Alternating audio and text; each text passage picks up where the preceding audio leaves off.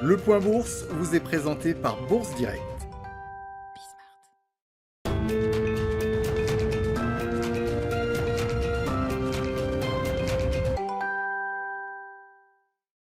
Bonjour à tous, la tendance est dans le vert ce matin à la Bourse de Paris. Les investisseurs saluent tout d'abord les nouvelles annonces de la Fed qui a indiqué mettre fin aux restrictions mises en place sur les dividendes et les rachats d'actions des grandes banques américaines. Une déclaration qui intervient alors que les perspectives de reprise économique aux États-Unis s'accroissent au fur et à mesure que la vaccination continue. Joe Biden a d'ailleurs déclaré vouloir doubler son objectif de vaccination sur les 3 premiers mois de son mandat à 200 millions de personnes. Le seuil des 100 millions de personnes ayant été atteint 42 jours avant l'échéance fixée par le président des États-Unis.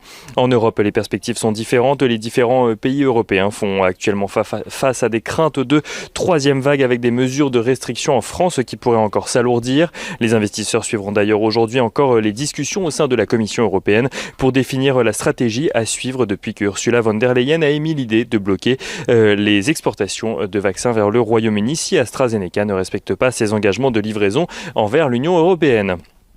Sur le front du pétrole, on notera que le baril de Brent se reprend légèrement ce matin et repasse au-dessus des $63 dans un contexte de crainte sur la demande à venir, mais aussi toujours alors qu'un porte-container bloque le canal de Suez, faisant craindre un ralentissement des échanges internationaux.